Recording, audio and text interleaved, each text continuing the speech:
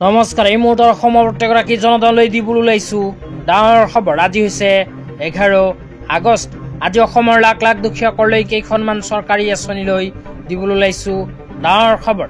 তো যিসকল মানুহে ভিডিঅ'টোত ক্লিক কৰিছে অনুগ্ৰহ কৰি ভিডিঅ'টো স্কিপ নকৰি প্ৰথমৰ পৰা শেষলৈ চাই থাকিব, কিয়নো এইটো ভিডিঅ'ৰ মাজত শ্ৰমিকসকলৰ পৰা আৰম্ভ কৰি PM কিষাণ আঁচনিলৈ কেইখনমান গুৰুত্বপূৰ্ণ খবৰ আপোনালোকক প্ৰদান কৰিম।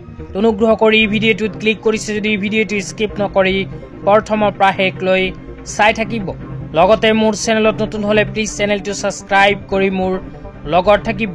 তো বলক ভিডিঅ'টো আৰম্ভ কৰি আজি প্ৰথমটো গুৰুত্বপূৰ্ণ খবৰৰ বিষয়ে বিস্তাৰিত জানি লওক। আজি প্ৰথমটো গুৰুত্বপূৰ্ণ খবৰ হ'ল এটি কলি দুটি পাত আঁচনি। অসম চৰকাৰে নতুনকৈ আৰম্ভ কৰিছে এটি কলি দুটি পাত আঁচনি।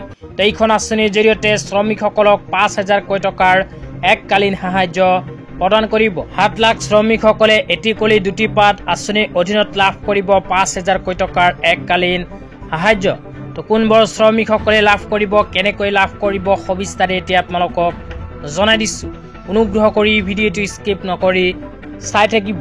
তো ইয়াতে লিখা আছে অসমৰ প্ৰায় 7 লাখ শ্ৰমিক আৰু কৰ্মচাৰীক 5,000 টকাকৈ এককালীন আৰ্থিক সাহায্য প্ৰদানৰ এক কল্যাণমুখী পদক্ষেপ।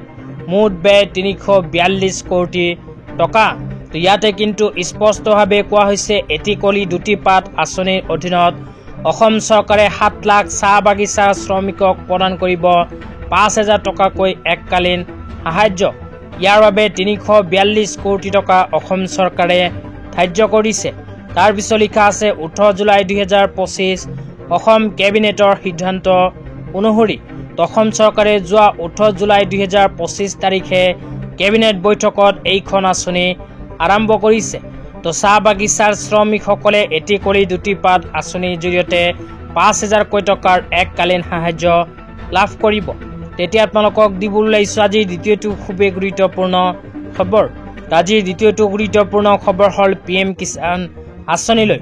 তো যিসকল কৃষকৰ নাম PM কিষাণ আঁচনিত অন্তৰ্ভুক্ত হৈ আছে সেইসকল কৃষকক ভাৰত চৰকাৰে ইতিমধ্যে প্ৰদান কৰিছে PM কিষাণ আঁচনিৰ 20 নম্বৰ কিস্তি 2,000 টকা। তো ইয়াতে উল্লেখ কৰা অনুযায়ী ভাৰত চৰকাৰে অসমৰ প্ৰায় 20,31,000 কৃষকসকলৰ বেংক একাউণ্টত PM কিষাণ আঁচনিৰ 20 নম্বৰ কিস্তি 2,000 টকা প্ৰদান কৰিছে। তো ইয়াৰ বাবে 422 কোটি টকা ৰিলিজ কৰিছে ভাৰত চৰকাৰে। তো যিসকল কৃষকৰ নাম PM কিষাণ আঁচনিত অন্তৰ্ভুক্ত হৈ আছে কিন্তু PM কিষাণ আঁচনিৰ 20 নম্বৰ কিস্তি 2,000 টকা পোৱা নাছিল সেইসকল কৃষকৰ বাবে আহি গ'ল ভাল খবৰ, কিয়নো যিসকল কৃষকে PM কিষাণ আঁচনিৰ 20 নম্বৰ কিস্তিৰ 2,000 টকা পোৱা নাছিল সেইসকল কৃষকে যদি বৰ্তমানে এইবোৰ কাম কৰে তেন্তে PM কিষাণ আঁচনিৰ 21 নম্বৰ কিস্তিৰ সময়ত 4,000 টকা একেলগে লাভ কৰিব। তো 4,000 টকা একেলগে পোৱাৰ বাবে কি কাম কৰিব লাগিব সেয়া আপোনালোকক এতিয়া বিতংভাৱে জনাই দিম। অনুগ্ৰহ কৰি ভিডিঅ'টো স্কিপ নকৰি চাই থাকিব। তো ইয়াতে লিখা আছে PM কিষাণ সম্মান নিধি যোজনা কা লাভ উঠানে কে লিয়ে। তো আপোনালোকে যদি PM কিষাণ আঁচনিৰ টকা পাব বিচাৰে তেন্তে এইকেইখন কাম বাধ্যতামূলকভাৱে কৰিব লাগিব। তো কি কাম কৰিব লাগিব এটা এটাকৈ আপোনালোকক জনাই দিছোঁ। ইয়াতে 1 নম্বৰত কোৱা হৈছে যিসকল কৃষকে PM কিষাণ আঁচনিৰ 20 নম্বৰ কিস্তিৰ 2,000 টকা পোৱা নাই সেইসকল কৃষকে কৰিব লাগিব PM কিষাণ আঁচনিৰ EKYC। 2 নম্বৰত কোৱা হৈছে PM কিষাণ আঁচনিৰ লেণ্ড চিডিং। 3 নম্বৰত কোৱা হৈছে বেংক একাউণ্টৰ লগত আধাৰ কাৰ্ড লিংক।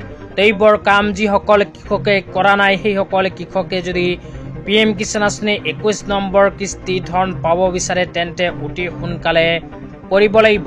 এইবোৰ কাম যদি আপোনালোকে কৰা নাই তেন্তে অতি সোনকালে কৰি লওক। তো আজি ইমানেই। ধন্যবাদ।